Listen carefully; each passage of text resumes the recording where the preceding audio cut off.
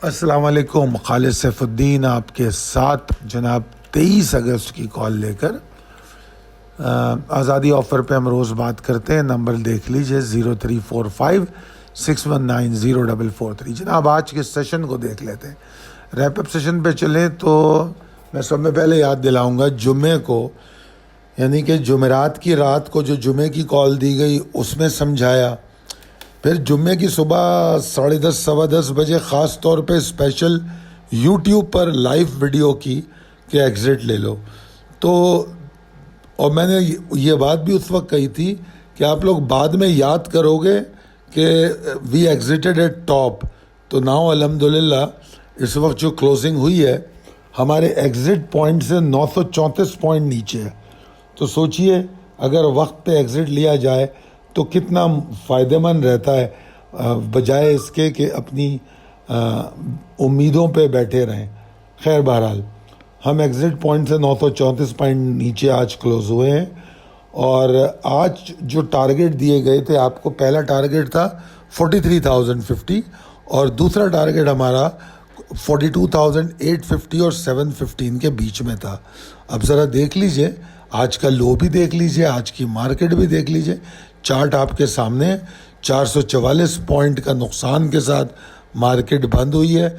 Market का आगाज़ होता है तो 4350 टेस्ट हो जाता है, उसके बाद 4350 के नीचे ही लो बनते हैं। जो मैंने एक टेपर लाइन बनाई है एंगल पे, वो आपने यही बताने की कोशिश की है कि दोबारा 4350 के पास वो नहीं जा सका और हमने 42,850 पे के ऊपर एफर्ट करते हुए देखा।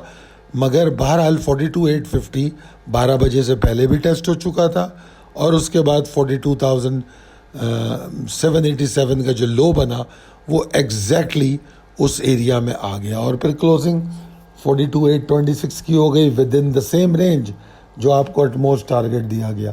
तो मेरे ख्याल में आज की मार्केट भरपूर अंदाज में उसी बात को फॉलो करती हुई अल्हम्दुलिल्लाह नज़र आई।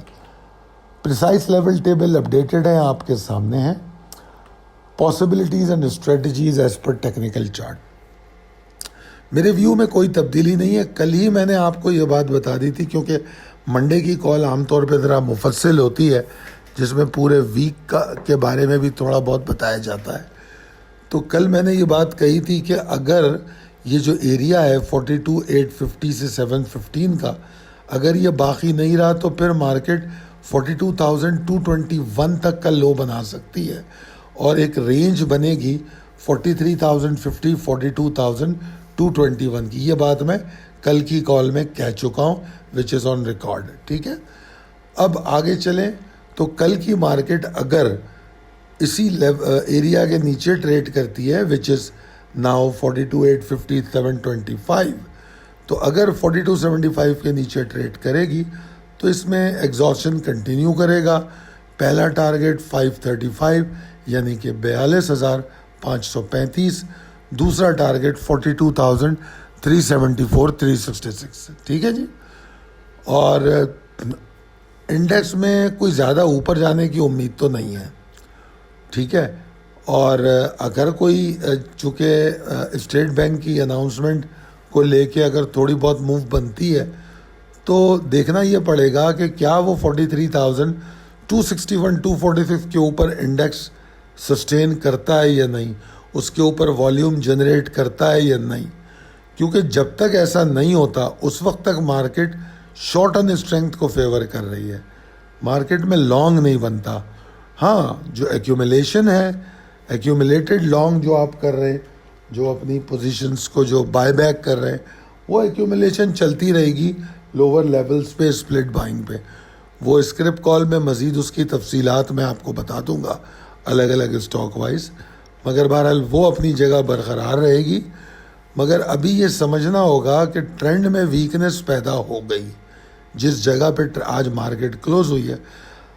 मतलब मार्केट के पास एक लास्ट उम्मीद तो है, जिस तरह मैंने कल की कॉल में कहा था कि अगर मार्केट इस एरिया से बाउंस कर ले 42,850 और 715 के, मगर अनफॉर्चुनेट ये है कि क्लोजिंग 826 की है, उसी एरिया के अंदर क्लोजिंग है, तो आज तो रिकवरी नहीं हुई।